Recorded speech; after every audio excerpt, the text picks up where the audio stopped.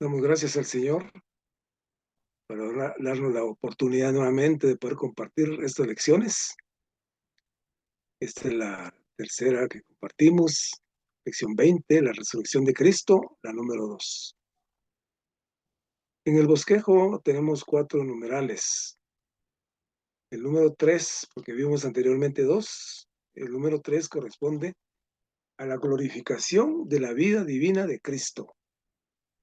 La 4, la designación de la humanidad de Cristo.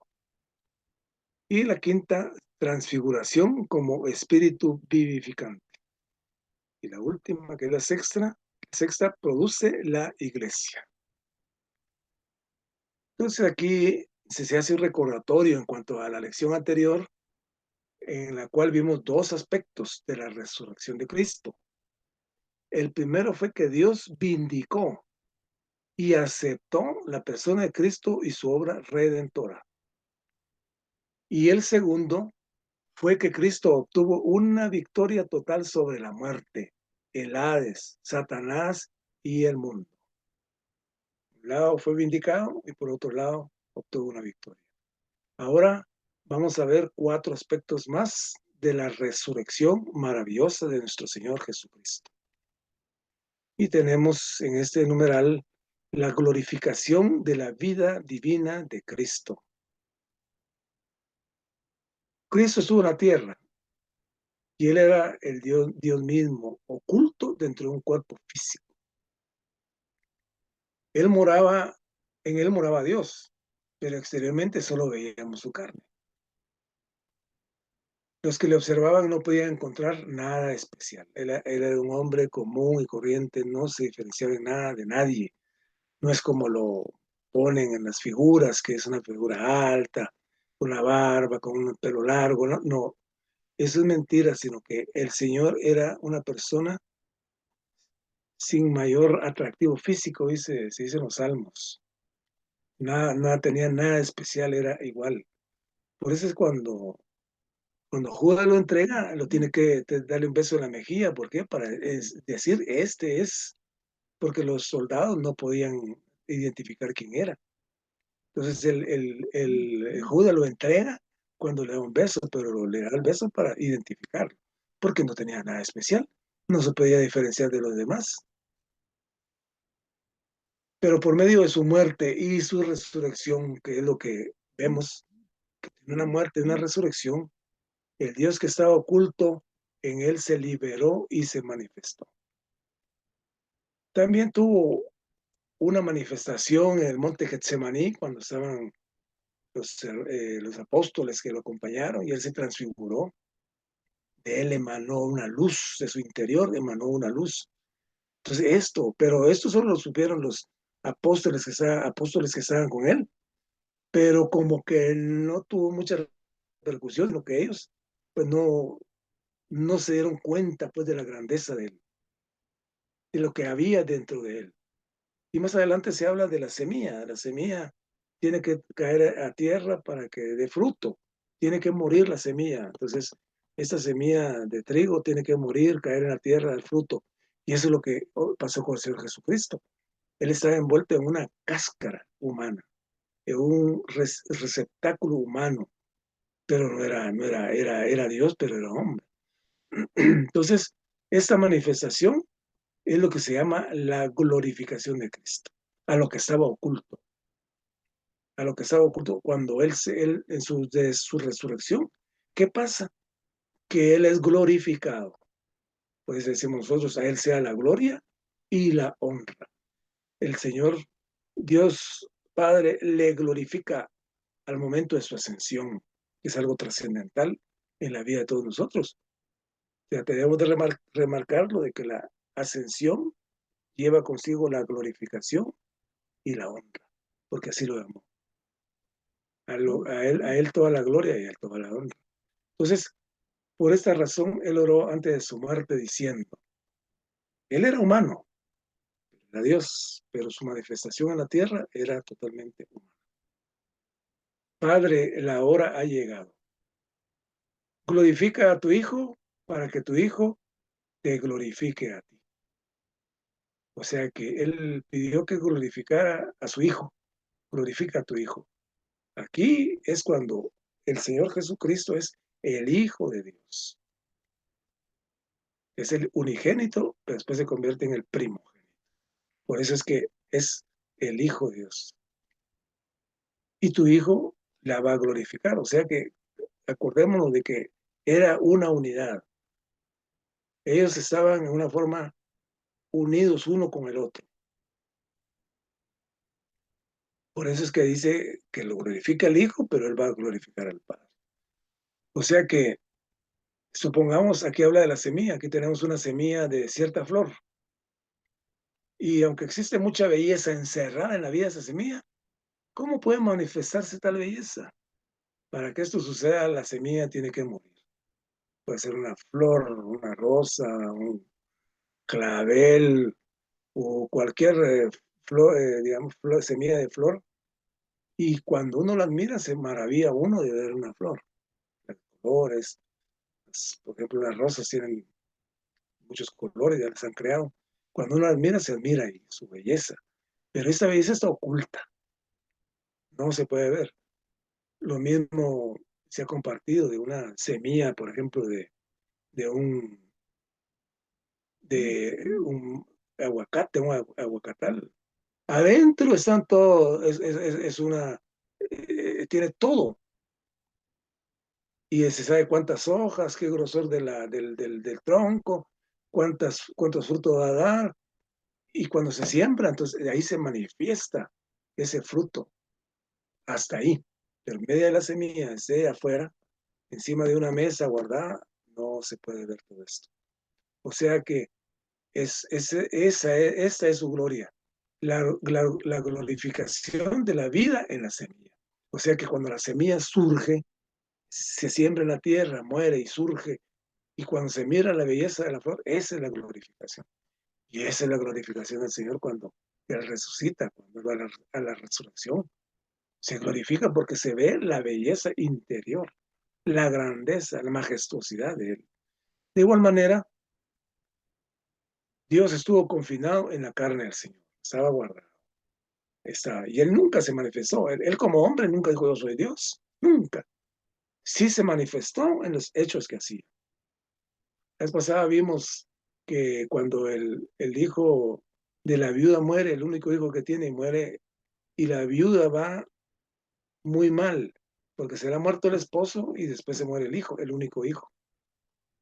Y las viudas en ese tiempo tenían problemas, estaban solas sin quien las cuidara. En ese momento, cuando el Señor Jesucristo vio la aflicción de la viuda, Él se conmovió en la parte humana. Él se conmovió en la parte humana. Y entonces, al conmoverse, Él le dio la vida al hijo.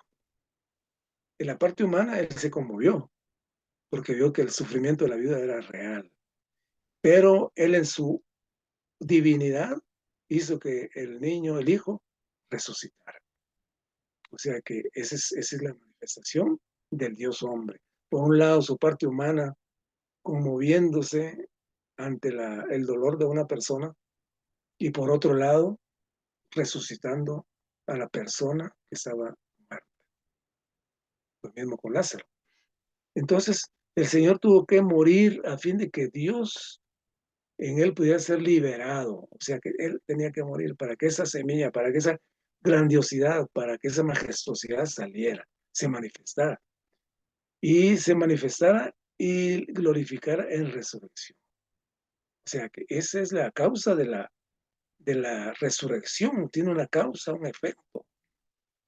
Y mientras Cristo estuvo en la carne durante 33 años y medio sobre esta tierra, era semejante a la semilla de la flor que se habló anteriormente. Estaba escondida la grandiosidad de la belleza, no se manifestaba. Él tenía que cumplir todo su plan, su economía, él tenía que llevarla a cabo para que nosotros hoy estemos aquí, para que nosotros hoy podamos compartir lo de él, para que nosotros podamos compartir que él es el Dios que ha venido a nosotros, primero como hombre y después como espíritu. Aunque el Hijo de Dios estaba en él, nadie podía reconocerlo, porque tampoco lo dijo. Él siempre fue humilde, fue obediente hasta la muerte. Pero un día, al ser sembrado mediante la muerte y crecer en resurrección, él floreció. Es decir, que la vida que estaba en su interior fue completamente manifestada y glorificada, porque ahí se vio quién era él. Incluso las mujeres que estaban con los apóstoles fueron a ver, pero no sabían, no creían, hasta que vieron que él no estaba. Dijo, se robaron el cuerpo del Señor, se robaron mi Señor. Entonces, todavía no se había comprendido. Imagino que nosotros hubiéramos estado en la misma situación de incredulidad, pero hasta cuando él ya se manifestó nuevamente en resurrección, ahí sí empezó a cambiar. Incluso ya Pablo en el Pentecostés habló con denuedo. Es aquel Pablo que era mero arrebatado, o sea, actuaba por sus propios impulsos. Él habló, porque ya tenía el Espíritu, porque era otra persona. Entonces, en el punto 4 tenemos que la designación de la humanidad de Cristo. En esto, en Romanos 1, 3 y 4 dice acerca de su Hijo, que era del linaje de David según la carne, porque era un linaje que venía desde David hasta María y José, que fue designado Hijo de Dios. Acerca de su Hijo, que era del linaje según la carne, fue designado Hijo de Dios. ¿Por qué? Por la resurrección de entre los muertos. Hasta ahí se le dice Hijo de Dios. Por otro lado, en la resurrección Cristo fue designado el Hijo de Dios en su humanidad. Esto es bien importante, porque esta es la parte que tergiversan algunas denominaciones. La resurrección de Cristo, ahí fue designado el Hijo de Dios, no antes, en ese momento, porque en su humanidad fue declarado en la resurrección. Antes de su resurrección, Cristo, una persona divina, ya era Hijo de Dios. Si vemos el Génesis, estaba el Dios triuno, estaba el Padre, el Hijo y el Espíritu. El Padre hablaba, el Verbo era el Hijo, y el Espíritu de Dios se movía sobre la faz de las aguas. Pero el Verbo ya estaba ahí. El Verbo desde el principio. Incluso antes de su encarnación, Él era el Hijo de Dios. Pues Romanos 8:3 dice, Dios enviando a su Hijo. Que aquí tenemos la afirmación de que Él ha sido su Hijo siempre. Si Cristo ya era el Hijo de Dios, ¿por qué necesitaba ser designado como el Hijo de Dios por la resurrección? Si el Cristo ya era el Hijo de Dios, ¿por qué necesitaba ser designado como Hijo de Dios en la resurrección? Entonces, debido que en la encarnación, Él se vistió de carne, hubo una naturaleza humana, la cual no tenía nada que ver con su divinidad. Por eso hay mucha confusión en varios lados, pues de que Él es hijo de María, pues si María era una persona común y corriente, no tenía nada. Lo que sí vemos que en María había una gran entrega. Era una persona que conocía las escrituras. Era una persona dedicada a leer las escrituras. O sea que María fue escogida por eso. Y ahí la sierva, aquí tu sierva, que es una sierva, pues hágase tu voluntad. O sea que ella era una persona que conocía las escrituras. Y cuando le habló al Espíritu, no dudó. Ella fue fiel. Entonces, ella no tenía divinidad, sino que fue un receptáculo, un vaso de barro que contuvo un tesoro y lo dio.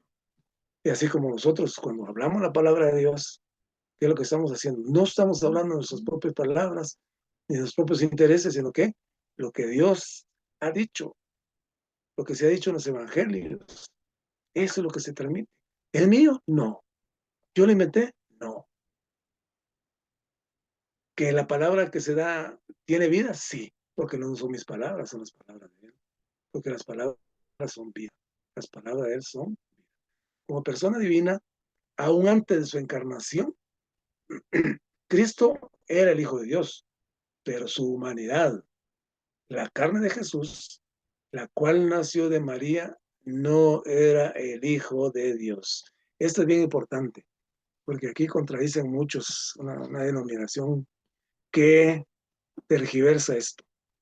Pero en la humanidad, la carne de Jesús, la cual nació de María, no era el Hijo de Dios.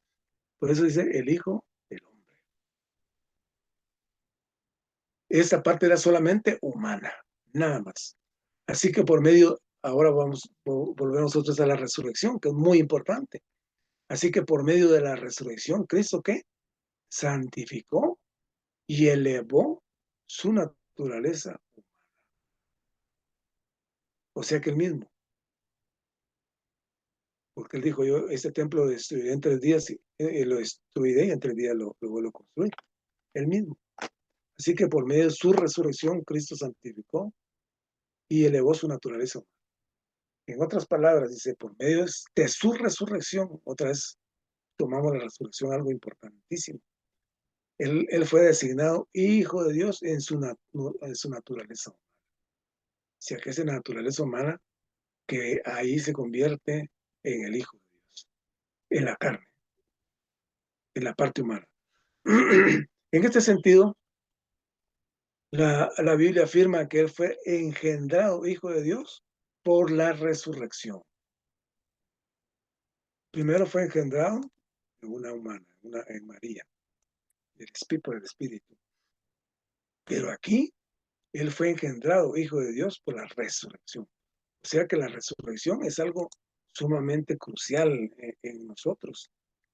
Tal vez no lo hemos visto, pero hoy tenemos esta oportunidad de que se nos recalque de que la resurrección es bien importante.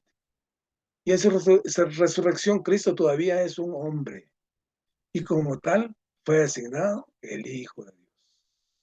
Esto no es un asunto pequeño, dice aquí. La encarnación introdujo a Dios en el hombre.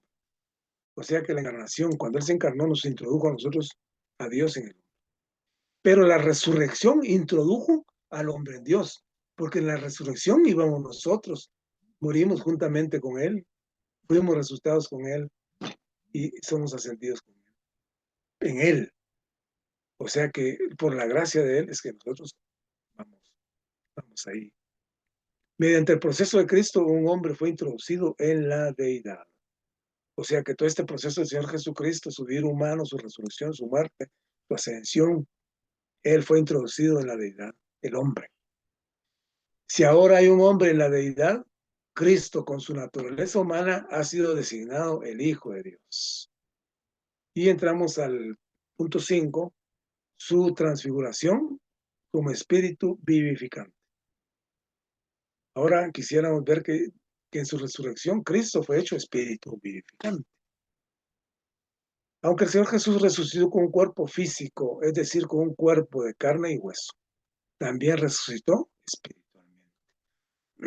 O sea que esto muchas veces no se considera, pues, que haber resucitado es físico, porque eso es la figura tradicional que tenemos, lo que se admite, lo que más se comparte, pero nunca se habla que también fue resucitado espiritualmente.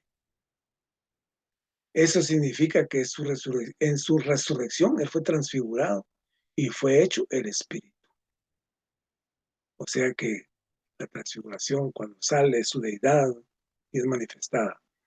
No, aquí dice, no podemos explicar cómo Él puede tener un cuerpo físico y a la vez ser el Espíritu. Pero esto es lo que la Biblia dice. Y nosotros le decimos a esta palabra amén. No podemos contradecir absolutamente nada. Decimos amén. Esta es una verdad crucial en las Escrituras.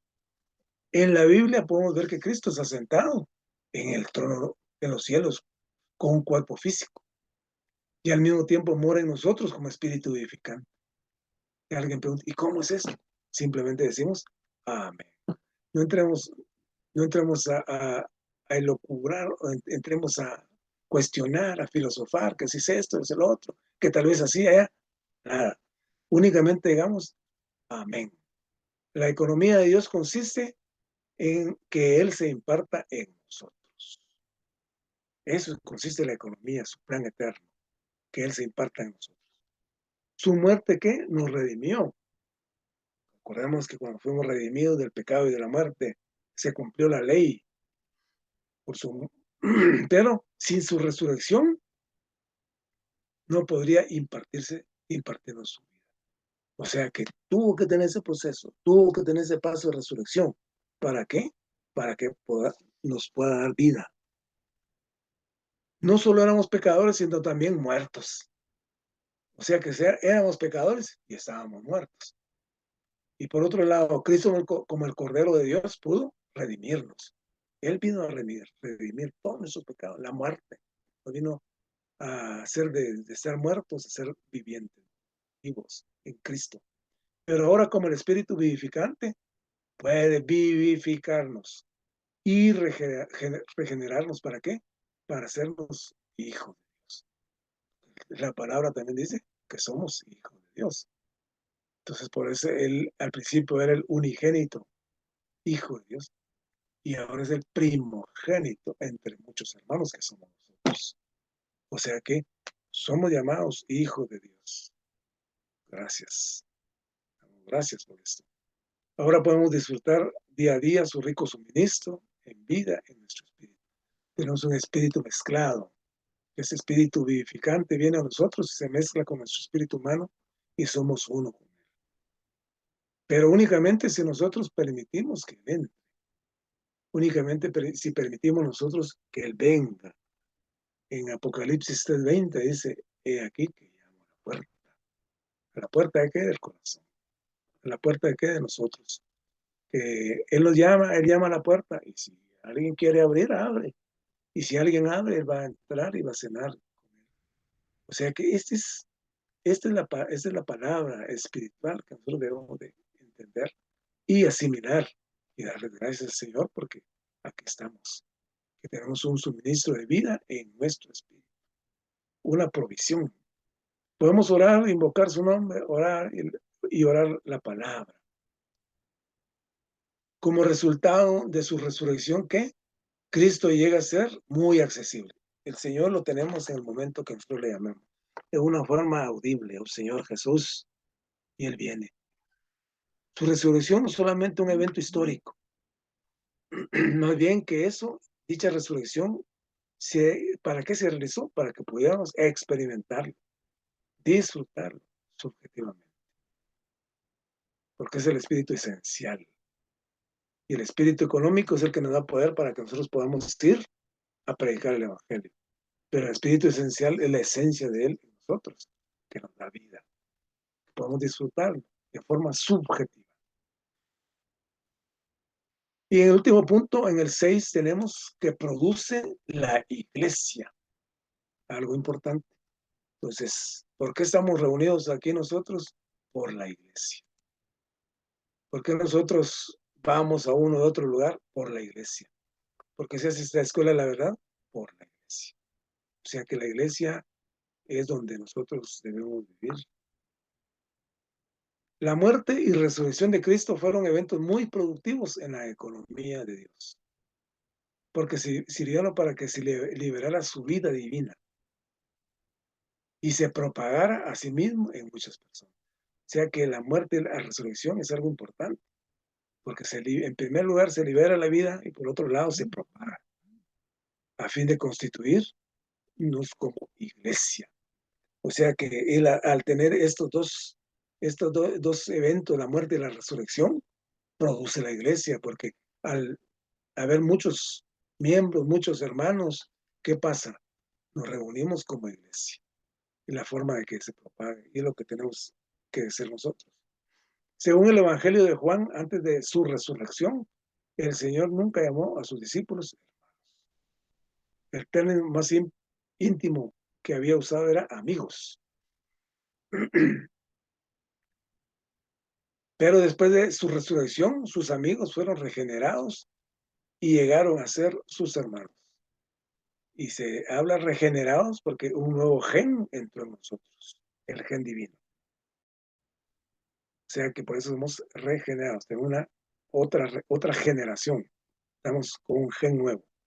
La tarde del mismo día de su resurrección, Cristo volvió a sus discípulos como espíritu.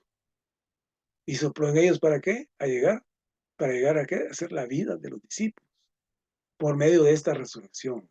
Él se impartió en sus discípulos como espíritu vivificante.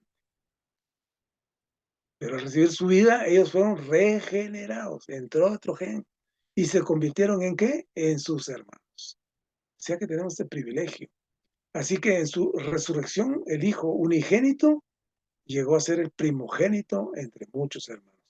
Eso se habla en Romanos 8:29. La vida divina del Padre no ha sido impartida por medio de la resurrección de Cristo. Pero nos ha sido impartida. Esta vida divina nos ha sido impartida. Por consiguiente, todos hemos llegado a ser hijos de Dios y hermanos de Cristo. Alabado, porque el Señor Cristo, el Dios hombre, es nuestro hermano mayor. Él no se avergüenza de llamarnos hermanos. Eso es maravilloso. Tenemos que darnos cuenta que tenemos un hermano que es Cristo. Aleluya. Este es el mismo principio que se aplica al grano de trigo en Juan 12:24. Este versículo que se describe que los muchos hermanos como granos de trigo y estos muchos granos que se han mezclado entre sí para formar ¿qué? La iglesia. O sea que de esta forma la iglesia es formada a través de los muchos granos, de las piedras vivas que forman este edificio santo. Por eso en Corintios 10:17 dice que siendo uno del pan, nosotros como con ser muchos somos un cuerpo. O sea que nosotros formamos el cuerpo de Cristo, cuya cabeza es Cristo. Nosotros estamos en el cuerpo. Es una entidad corporativa, orgánica, no un organismo, sino es orgánica, es viviente, porque somos parte de un cuerpo, cuya cabeza es Cristo. O sea que los muchos granos se hicieron un solo pan y un solo cuerpo. Eso es lo que somos los cuando se amasa la harina, los granos de trigo que se forma la harina y se forma un solo pan, que es un solo cuerpo. Ciertamente ese cuerpo es la iglesia, el cuerpo de Cristo. Esto está en Efesios 1:22-23. Y la iglesia es la réplica de Cristo y su multiplicación. Alabado por el Señor, por su resurrección. Su resurrección que ha venido a nosotros a darnos vida. Así que hay muchos cristianos que hablan de la muerte de Cristo en la cruz, pero muy pocas veces se habla de la resurrección. Incluso tienen hasta figuras de una persona en una cruz, que no es Cristo, sino que Cristo es viviente. Cristo es la vida, Cristo es el espíritu, Cristo es su objetivo, el espíritu de vida. Y cuando lo hacen, solo se refieren que el Señor fue levantado del sepulcro, nada más, pues consideran su resurrección como un simple evento histórico. Sucedió hace 2000 años. Muchos celebran la resurrección cada año. Eso lo vemos nosotros en Guatemala, que cada año se celebra, y la semana, llamada Semana Santa. Y solo ese día se recuerdan, después se olvidan. Y no lo entienden.